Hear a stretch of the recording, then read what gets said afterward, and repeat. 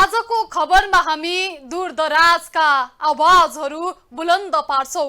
जनमतलाई कदर गर्दै फरक प्रसङ्ग र सूत्रमा बहस गर्छौं। समय सन्दर्भ र सूचनाको क्षेत्रमा गतिशील रहन्छौं। हिजो आज र भोलिका प्रसङ्गमा छुट्टै बहस अनि त्यसमाथिको विश्लेषण गर्ने कार्यक्रम आजको खबर। म तुलसी अरियाल। बाढी पहिरोको वितण्डा कोरोना महामारी सबै बिर्सेर मुलुक अहिले प्रधानमन्त्रीको अभिव्यक्तिमा केन्द्रित भइरहेको छ। उखान मिसाएर हास्यास्पद र थट्यौली अभिव्यक्ति दिन माहिर ओली आफ्नै बोलीले पटक पटक आलोचनाको शिकार भइरहनु भएको छ। विषय विज्ञले बोल्नुपर्ने अत्यन्त गम्भीर विषयमा पनि हल्का र सतही टिप्पणी गर्ने स्वभाव र पदीय मर्यादाबाट ओर्लेर तुच्छ गाली गलौजमा उत्रिने कारण आलोचना बढ्दै गएको हो। केही दिन अघि भारतले आफूलाई प्रधानमन्त्रीबाट हटाउन चाहेको र त्यसका मतियार आफ्नै पार्टीभित्रका नेताहरू बनेको विवादास्पद अभिव्यक्तिले पार्टीभित्रै तरङ्ग ल्यायो। जारी स्थायी कमिटी बैठकमा पार्टी अध्यक्ष र प्रधानमन्त्री दुवै पदबाट राजीनामा दिनुपर्ने भन्दै आवाज चर्को रूपमा उठ्यो। तर एकाएक संसद भवनमा ताला लगाइदिएर उहाँले आफू अनुकूल अध्यादेश ल्याउने संकेत दिएपछि बैठक नै अलमलमा छ। भारतीय पक्षले कब्जा गरेको नक्सा समेटेपछि भूमि फिर्ताका लागि कूटनैतिक पहल गर्नुपर्नेमा प्रधानमन्त्रीबाटै मन परी अभिव्यक्ति दिनुले कूटनीतिक मर्यादा उल्लङ्घन भएको टिप्पणी भइरहेको छ। सोही श्रृङ्खला अन्तर्गत सोमबार भानु जयन्तीको अवसरमा ओलीले फेरि अर्को विवादास्पद अभिव्यक्ति दिनुभएको छ। नेपालको नयाँ नक्सा जारी गरेपछि प्रशंसा कमाउनु भएका प्रधानमन्त्री ओली पछिल्लो अभिव्यक्तिले आलोचना खेपिरहनु भएको छ। केही समय अघि मात्रै बेसार पानीबाट आलोचना सिलाउन नपाउँदै फेरि राम नेपालकै पर्सा जिल्लाको अयोध्यापुरीमा जन्मिएको अभिव्यक्तिका कारण सर्वत्र आलोचना भइरहेको छ। धेरैले उहाँलाई अल्पज्ञानको दम्भ प्रकट गरेको भनेर पनि भनिरहेका छन्। प्रधानमन्त्री ओलीको अभिव्यक्तिलाई भारतको सत्तारूढ भाजपाले निन्दनीय भएको टिप्पणी गरेको छ भने नेपालमा पनि आलोचना गर्नेहरूको भार बढी छ।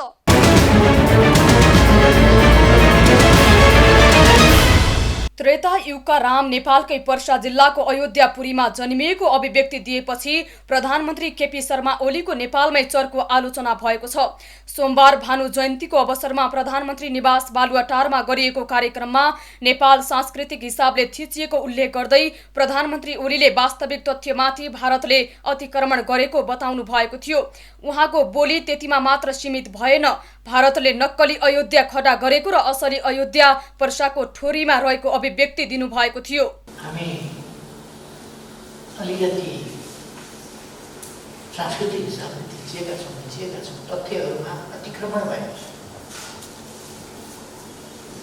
हामी अहिले पनि ठानिरहेका छौँ, हामीले सीता भारतलाई, भारतका राजकुमार रामलाई सीता दिएको, भारतका होइन अयोध्याकालाई दिएको हामीले। अयोध्या भनेको वीरगञ्जभन्दा अलिकति पश्चिमपट्टिको गाउँ हो। अहिले खडा गरिएको अयोध्या होइन।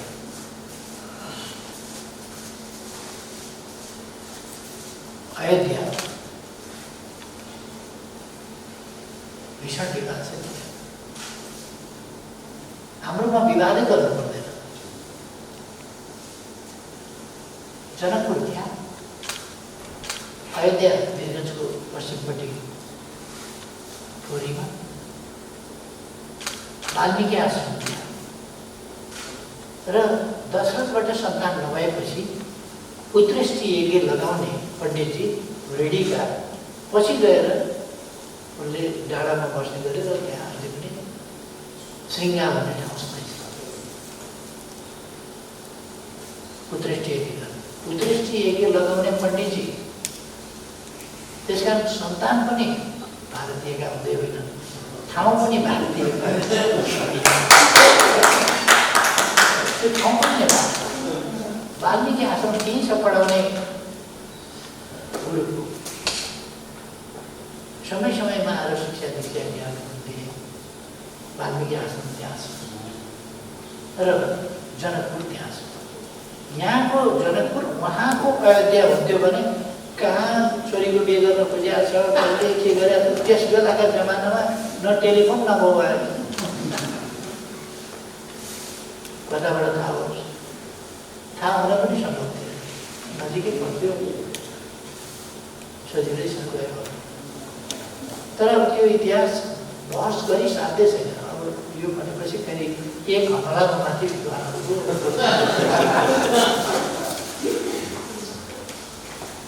तर अयोध्या यहाँ छँदैछ अहिले पनि र घर माइती यति छिटो छिटो अयोध्याले यहाँबाट हुन सक्दैन त्यो यहाँ बेदनको छेउमा हुनु हुनाले त्यहाँबाट जनकपुर सजिलो छ त्यहाँबाट वाल्मीकि आश्रम सजिलो छ पछि सीतालाई रामले अयोध्याबाट ल्याएर वाल्मीकि आश्रममा त्यस्तो दिन लगाएर छोडेको होइन जङ्गलमा यसो पत्थर लगेर जङ्गलमा छोडिदिनु यसलाई भनेका ठाउँमा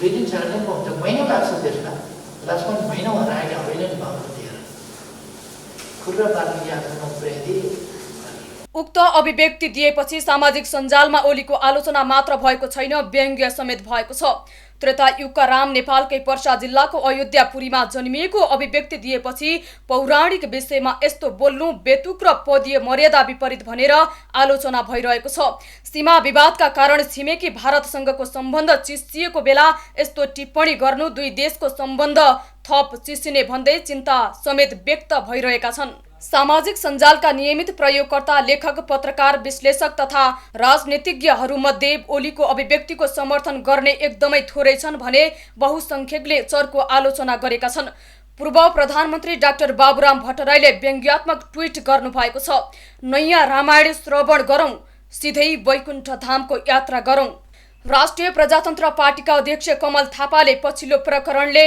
नेपाल भारत बीच थप विवाद सिर्जना गर्नेतर्फ प्रधानमन्त्रीको ध्यान गएको जस्तो नदेखिएको भन्दै ट्विट गर्नुभएको छ ओलीकै पूर्व प्रेस सल्लाहकार कुन्दन अरियाल आश्चर्य व्यक्त गर्दै यो के बोलेको कि भारतको टेलिभिजन च्यानलहरूसँग प्रतिस्पर्धा गरेको भनेर प्रश्न गर्नुभएको छ नेकपाका विदेश विभागका उपप्रमुख विष्णु रिजालले समेत ओलीबाट एकपछि अर्को यस्तो अभिव्यक्ति आउनु रहस्यमय रहेको ट्विट गर्नुभएको छ अर्कोतिर भारतीय समाचार संस्था IANSले लेखेको समाचारमा ओलीको भनाइलाई स्तब्ध पार्ने बयान गरेर उल्लेख गरिएको छ नेपाल भारत सम्बन्धमा उतार चढाव देखिएको बेला आएको अभिव्यक्तिलाई नेपालभित्र पनि जनताले विश्वास नगरेको दाबी भारतीय मिडियाले गरेका छन् देशभित्रै कतिपयले सीमा विवादका कारण छिमेकी भारतसँगको सम्बन्ध चिसिएको बेला प्रधानमन्त्रीको पछिल्लो टिप्पणीले दुई देशको सम्बन्धमा अझ विश्वासको सङ्कट थपेको विश्लेषकहरूले बताएका छन् यसरी चौतर्फी आलोचना खेपिरहनुभएका प्रधानमन्त्रीको अभिव्यक्तिलाई जायज भन्दै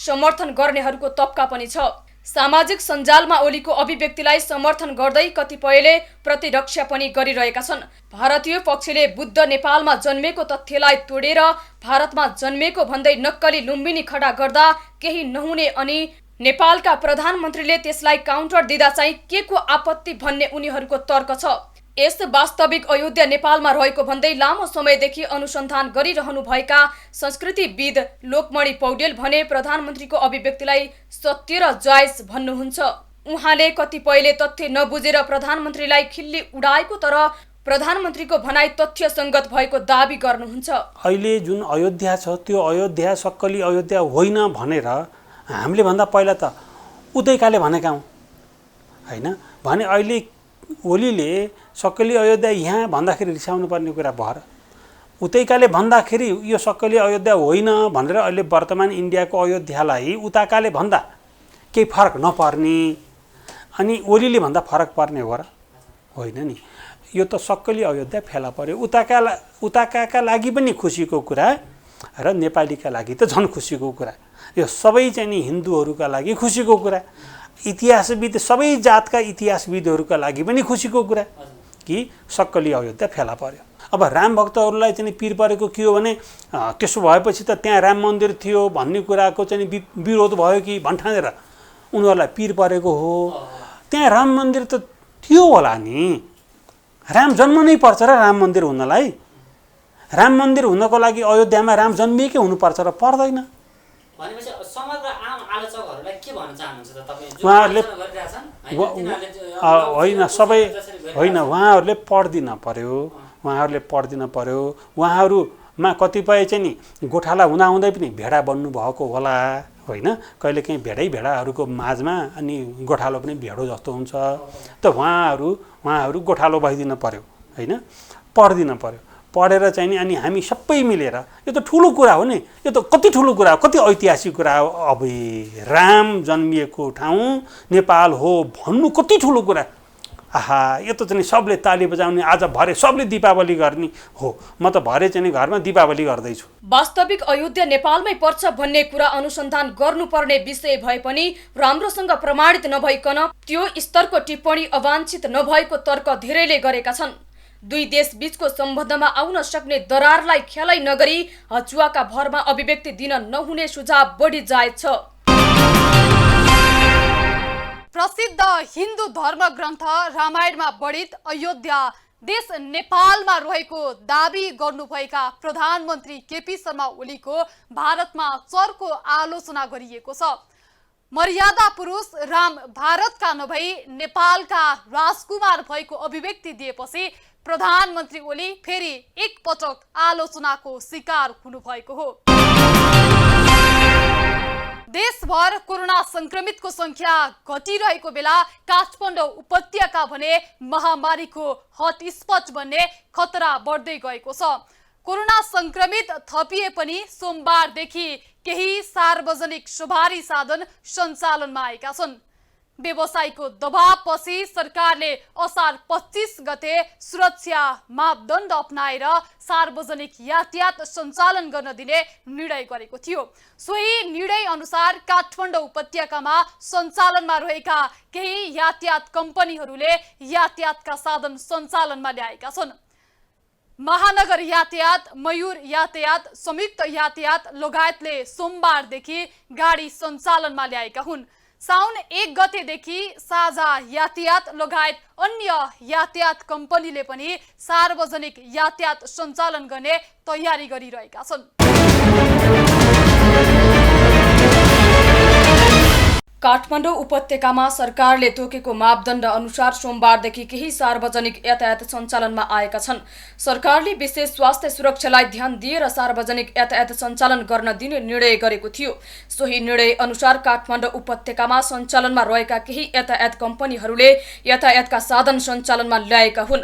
महानगर यातायात, मयूर यातायात, संयुक्त यातायात लगायतले सोमबारदेखि गाडी सञ्चालनमा ल्याएका हुन्। बस रोकिँदा व्यवसायीहरूलाई नोक्सानी बढ्दै जाने भएकाले तोकिएको मापदण्ड अनुसार बस सञ्चालन गरिएको व्यवसायीहरूले बताएका छन्। सरकारले एक पंक्तिको एउटा सिटमा 1 जना मात्रै राख्ने र 50% बढी भाडा लिने गरी सेवा सुचारू गर्न सकिने मापदण्ड तयार गरी सार्वजनिक यातायात सञ्चालन गर्न दिने निर्णय गरेको थियो।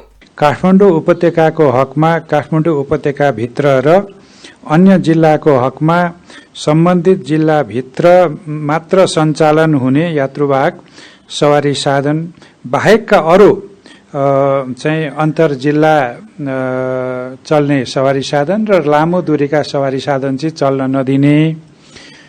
तर काठमाडौँ उपत्यकाको 3 जिल्ला र अरू उपत्यका बाहिर जिल्लाभित्र चाहिँ सार्वजनिक सवारीका साधनहरू चल्न दिने भन्ने यो निर्णय हो। यातायात व्यवसायीका संगठनहरूले भने विभिन्न माग राख्दै यातायात सञ्चालन नगर्ने बताउँदै आएका छन्। सरकारले लकडाउन खुकुलो बनाई केही क्षेत्रलाई सञ्चालन गर्न दिएपछि सार्वजनिक यातायात व्यवसायीहरूले पनि यातायात सञ्चालन गर्नुपर्ने माग गर्दै आएका थिए। तर तीनै व्यवसायीहरूले सरकारले सार्वजनिक यातायात खुलाउने निर्णय गरेपछि भने आफ्ना माग पूरा नगरेसम्म गाडी नचलाउने बताउँदै आएका थिए। उनीहरूले गाडी मर्मतका लागि कर्जा उपलब्ध हुनुपर्ने, बैंकको ब्याज र किस्तालाई पुनः पुँजीकरण गर्नुपर्ने, चालक र सहचालकको स्वास्थ्य सुरक्षाको प्रबन्ध सरकारले मिलाउनु पर्ने लगायतका माग राखी बस सञ्चालन गरेका छैनन्। यता असार 28 गते भौतिक पूर्वाधार तथा यातायात मन्त्री वसन्त कुमार नेमुवाङले सार्वजनिक यातायातका साधन सञ्चालन गर्न यातायात व्यवसायीहरूलाई आग्रह गर्नु भएको थियो। विभिन्न माग राख्दै ज्ञापन पत्र बुझाउन मन्त्रालय पुगेका यातायात व्यवसायीहरूसँग कुरा गर्दै मन्त्री नेमुवाङले विशेष परिस्थितिका कारण बन्द हुन पुगेको अवस्थामा विभिन्न माग राखेर सवारी साधन सञ्चालन नगर्नु व्यावहारिक नभएकोले सञ्चालन गर्न आग्रह गर्नु भएको थियो। उहाँले आन्दोलनमा जस्तै माग राख्दै पूरा गर्न दबाब दिने र सम्झौता गरेर अगाडि जाने विषय नभएको स्पष्ट पार्नुभयो। सबै क्षेत्रका व्यवसायीहरूलाई सरकारले समान व्यवहार गर्ने भएकाले अन्य क्षेत्र खोलिसक्दा पनि व्यवसायीहरूले माग राख्दै खोल्दिन भन्न नहुने नेमुवाङले बताउनुभयो। उहाँले व्यवसायीका सबै चाहनाहरू सरकारले पूरा गर्न सक्छ कि सक्दैन भन्ने कुरामा विचार गर्न समेत आग्रह गर्नु भएको थियो। यातायात व्यवसायहरू योसँग आबद्ध मजदुर सङ्गठनहरू हामी यो यातायात सञ्चालन गर्ने कि बन्द गर्ने कि हाम्रोमा पुरा गराउने कि हिजोदेखिका हुन् कति सम्बोधन भयो भएन यो होइन है। त्यो चाहिँ प्रष्ट बुझेर हामी त्यहाँ पुग्दै छैन। सुन्नुहोस् त्यहाँ पुग्नु जरुरी पनि छैन। म त कल्पना पनि गर्न सक्छु। सुन्नुहोस् त्यहाँ पुग्नु किन सकिँदैन भन्दाखेरि तपाईँहरू जस्तो क्षेत्र धेरै छन्, सबै क्षेत्र खोलिसके। अब एउटा स्कुल र विद्यालय छ हो, उद्योग धन्दाहरू खोले, निर्माण व्यवसायहरू खोले, हरेक कुराहरू खोले, सारा कुराहरू खोले, सब खोलिन्छन्। यो चाहिँ दुईवटा क्षेत्र चाहिँ के हो, यो विवादमा हडताल आन्दोलन गरेर रोकिएको पनि होइन, सरकारले चाहेर रोकेको पनि होइन, तपाईँहरूले चाहेर आन्दोलन गरेर रोकेको पनि होइन। यो त परिस्थितिले सिर्जना गरेको विषयवस्तु हो। परिस्थितिको सबै दासलाई सरकार पनि भयो, तपाईँले पनि भयो, सेवा गरेर पनि भयो। स्थिति यस्तोबाट आएर बन्द भएको अवस्था हो है। त्यसैले हामीले त्यो दृष्टिकोण र त्यो कोणबाट दिमागमा राख्नुपर्दछ। यातायात व्यवसायीहरूले भने सवारी साधन सञ्चालन गर्ने सम्बन्धमा आफूहरूसँग कुनै छलफल नगरी निर्णय गरेको प्रति असन्तुष्टि जनाएका थिए। व्यवसायीहरूले यातायात सञ्चालन गर्न चालक र सहचालकले सुरक्षित नगर्दासम्म समस्या हुने भएकाले आवश्यक स्वास्थ्य सामग्री सहित व्यवसायीहरूका समस्या सम्बोधन गर्न माग गरेका छन्। नेपाल यातायात व्यवसायी राष्ट्रिय महासंघका अध्यक्ष योगेन्द्रनाथ कर्माचार्यले सरकारले सहयोग नगरे ग्यारेजबाट गाडी मर्मत गरी बाहिर निकाल्न सक्ने अवस्था नरहेको बताउनु भएको थियो। हाम्रो चालक सहचालक चलाउने क्लियर छ, त्यो मनोवैज्ञानिक ट्रिटमेन्ट चाहिँ गर्नुपर्छ। हामी त्यसको लागि के त्यसको चाहिने आवश्यक सामग्रीहरू, स्वास्थ्य सामग्री के त त्यो चाहिँ त्यसको जिम्मेवारी कोले लिने, त्यसमा कति लागत खर्च हुन्छ हामीले त्यो पनि हिसाब गर्दैछौँ। त्यसमा त्यो खर्च कति लाग्यो, त्यो कहाँबाट आउँछ, कसले के गर्ने, यो पनि गम्भीर रूपमा छलफल हुनुपर्ने। व्यवसायीहरूले पुनर्कर्जा कोषमा यातायात व्यवसायीको पहुँच हुनुपर्ने, कर्जाको पुनर्तालिकीकरण गर्नुपर्ने, बैंकको किस्ता भुक्तानीका लागि समय थप्नुपर्ने लगायतका माग राखेका थिए। यता यातायात व्यवसायीका संगठनहरूले भने सरकारले आफूहरूका मागलाई लत्याएर आफू खुसी निर्णय गरेको भन्दै यातायात सञ्चालन नगर्ने धम्की दिइरहेका छन्। केही समय पहिले यातायात सञ्चालन गर्न दिनुपर्ने माग गर्दै आएका व्यवसायीहरू सरकारको निर्णयपछि भने आफै पछि सरेका छन्। सरकारको निर्णयलाई चुनौती दिँदै आफ्ना माग पूरा नगरेसम्म गाडी नचलाउने बताउँदै आएका छन्। उनीहरूले गाडी मर्मतका लागि कर्जा उपलब्ध हुनुपर्ने, बैंकको ब्याज र किस्तालाई पुनः पुँजीकरण गर्नुपर्ने, चालक र सहचालकको स्वास्थ्य सुरक्षाको प्रबन्ध सरकारले मिलाउनु पर्ने लगायतका माग राखी बस सञ्चालन गरेका छैनन्। महामारी कहिलेसम्म अन्त्य हुन्छ र सहज रूपमा काममा फर्किने कहिलेसम्म हुन्छ भन्ने जवाब अहिले कसैसँग छैन। यही कारणले दीर्घकालीन रूपमै धेरैले रोजगारी गुमाउनु पर्ने पक्का जस्तै छ। बेरोजगारीको भयावह स्थिति आउने सम्भावना कायमै छ। नेपालमा यातायात क्षेत्रमा काम गर्दै आएका मजदुरको अवस्था पनि नाजुक हुँदै गएको छ। आय आर्जन ठप्प हुँदा यातायात क्षेत्रका मजदुरहरू जीवन गुजार्ने अवस्थाबाट पनि असमर्थ हुन थालेका छन्।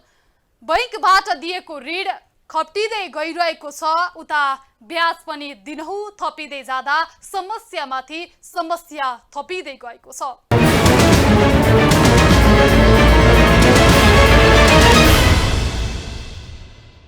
कोरोना महामारीका कारण लगाइएको लकडाउन असार 1 गतेदेखि लचक बनाइएको छ।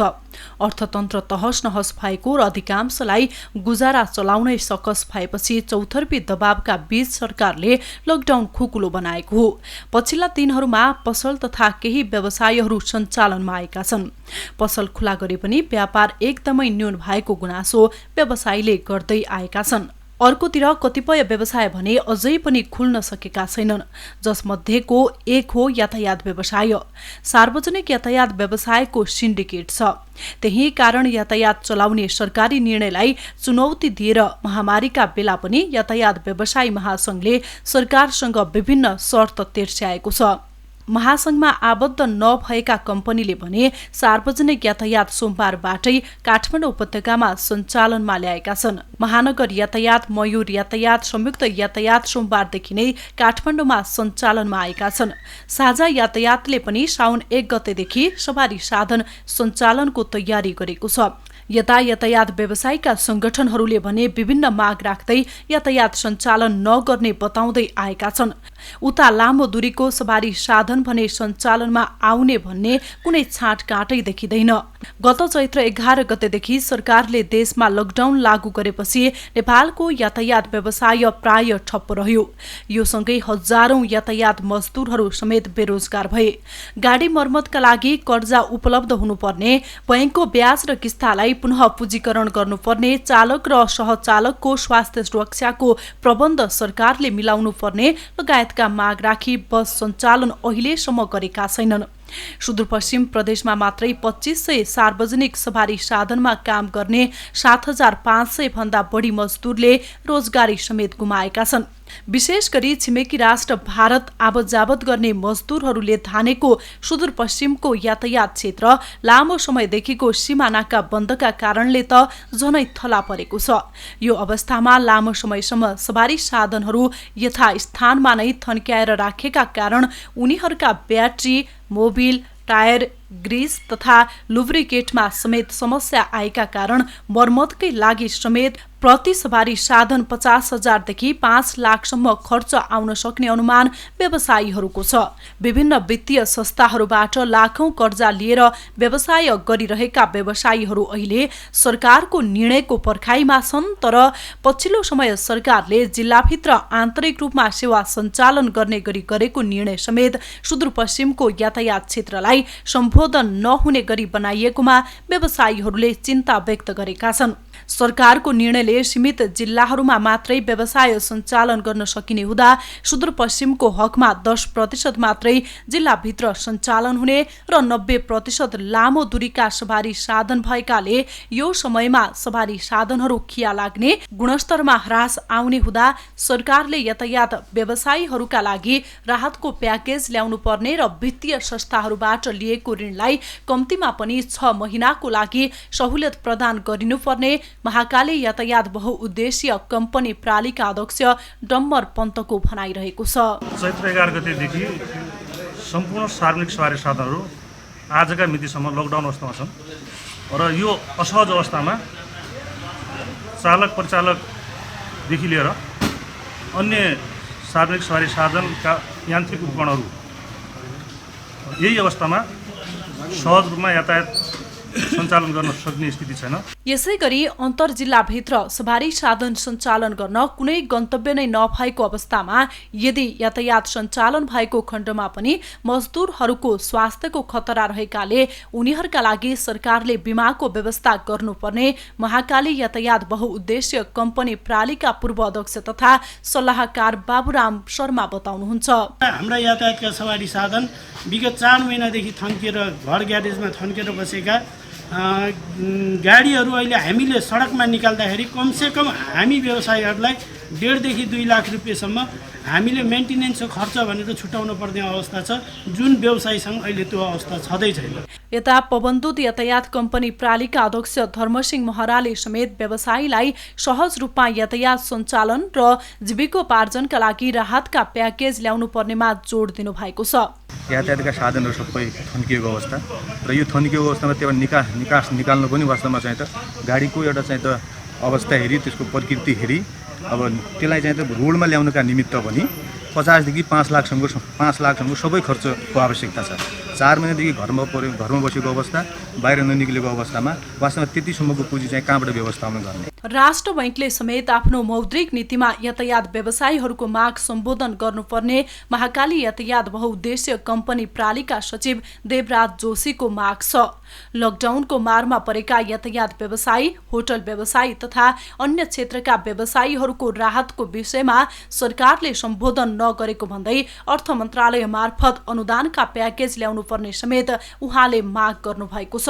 हाम्रो माग भनेको के हो भने नेपाल राष्ट्र बैंकले आफ्नो नियमन विभाग मार्फत बैंकहरूलाई कमसेकम यी यातायात व्यवसायीहरू मार्कामा हुन्, हवाई मार्गमा छ, होटलहरू मार्गमा छन्, यी मार्गमा परेका व्यवसायीहरूलाई पनि केही राहत दिनुपर्दछ भनेर नबोलेको अवस्था र मौद्रिक नीतिमा सम्बोधन गर्नुपर्छ भन्ने पहिलो कुरा हो। कञ्चनपुरबाट सञ्चालन हुने यातायात व्यवसायीहरूले आइतबार जिल्ला प्रशासन कार्यालय कञ्चनपुर मार्फत प्रधानमन्त्रीलाई ज्ञापन पत्र बुझाएका थिए। उक्त ज्ञापन पत्रमा लकडाउन रहन्जेल यातायात व्यवसायीहरूले वित्तीय संस्थाबाट लिएको कर्जाको ब्याज मिनाहा हुनुपर्ने, सवारी साधनमा लाग्ने कर मिनाहा हुनुपर्ने, यातायात मजदुरहरूलाई राहतको प्याकेज ल्याउनु पर्ने, यातायात मजदुरहरूलाई बिमाको व्यवस्था गर्नुपर्ने, सवारी बिमामा छुट दिनुपर्ने तथा विशेष मापदण्ड बनाएर अन्तर जिल्लासम्म सवारी साधन चलाउन व्यवस्था गरिनुपर्ने लगायतका मागहरू समावेश गरिएको थियो। अहिले यातायात व्यवसायीहरू आफ्ना करोडौं लगानी गरेका बसहरू महिनौदेखि ग्यारेजमा थन्काएर बसेका छन्। आम्दानीको एक मात्र स्रोत ग्यारेजमा थन्किएका कारण उनीहरू आर्थिक सङ्कटले थलिएका छन्। लकडाउनको बेला चुप लागे पनि लकडाउन खुलेपछि बैंकहरूले सावा ब्याज बुझाउन दबाब दिइरहेका छन्। आम्दानी नभए पनि ऋण तिर्नुपर्ने बाध्यात्मक अवस्थाले उनीहरूको टाउको दुखाएको छ। अर्कोतिर सरकारले पनि दैनिक प्रशासनिक खर्च समेत धान्न नसकेको भन्दै समयमै कर बुझाउन आह्वान गरिरहेको छ। टाट पल्टेका व्यवसायीलाई ढाडस दिनुपर्ने सरकार आफै लाचार बनेर बसेका कारण चिन्ता सुलिँदै गएको छ। व्यवसायीले भने अनुसारकै राहत उपलब्ध गराउन नसके पनि सके जति सहयोग गर्न भने सरकार चुक्दै गएको छ। सङ्कटको बेलामा पनि राज्यले हात समाइदिएन भने भविष्यमा पनि लगानीप्रति थप विकर्षण हुन सक्छ। नमस्कार।